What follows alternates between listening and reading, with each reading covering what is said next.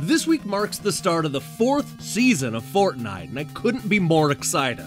Apparently I'm not alone, because lately it feels like every major game company wants to turn their popular franchises into the next must-play Battle Royale extravaganza. But here's an idea. Instead of shoehorning modern franchises like Call of Duty and Red Dead Redemption into the format, maybe developers should look backwards.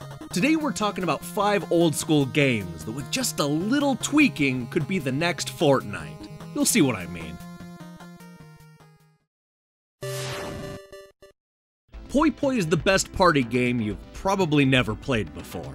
Released in 1997, this was Konami's take on the burgeoning multiplayer genre. It's an odd little game where 4 players pick up items scattered around the stages and pummel the opponents until they're the last character standing.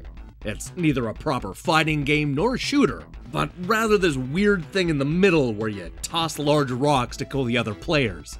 Although Poi Poi and its sequel only supported 4 players, I could see how this could be expanded to an even 100. All you need to do is make the world a lot larger and then add a few more items to pick up and you have a legitimately exciting Battle Royale game. And the truth is, most games in the genre are halfway there. The only real difference between Poi Poi and Fortnite is that you pick up rocks instead of guns in Konami's game. Admit it, wouldn't you like to see a version of Fortnite where everybody is just throwing rocks around? Yeah, I thought so. River City Ransom may sound like an odd pick for a Battle Royale game, but hear me out. I think we can all agree that an old-school beat-em-up could work in a winner-take-all format. I mean, if you take away the guns and just resort to your fists, then it's easy to see how a game like Final Fight or Streets of Rage could translate to the genre. But instead of going with the obvious picks, I suggest River City Ransom, an old-school beat-em-up that is all about world building. Now, if you haven't played the 8-bit classic, then let me clue you in on why this game is different.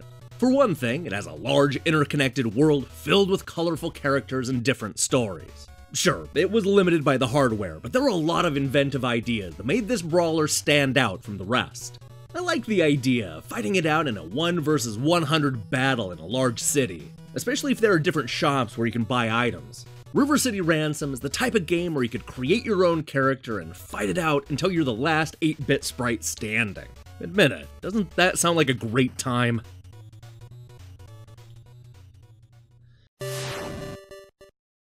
Now, just because a game is largely non-violent doesn't mean that it wouldn't make for a great Battle Royale experience. A good example of this is Toejam and Earl, the funky Genesis game that introduced us to a couple of the hippest aliens this side of Jupiter.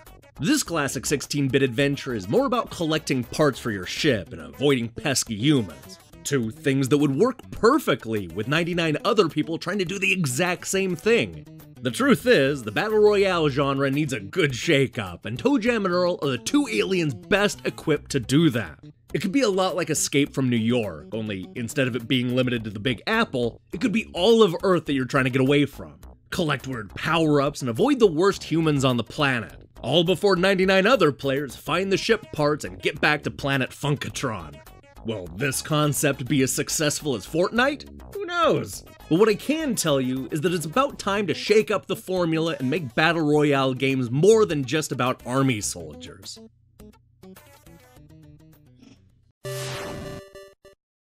We already know that people like being dropped on an island and forced to fight to the death.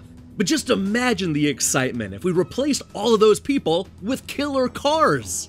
Toss in some cheesy supernatural nonsense and we have the biggest, most explosive Twisted Metal deathmatch you've ever seen.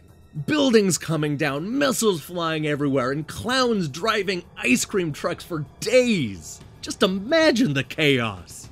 When it comes right down to it, this isn't as far-fetched of an idea as you might think.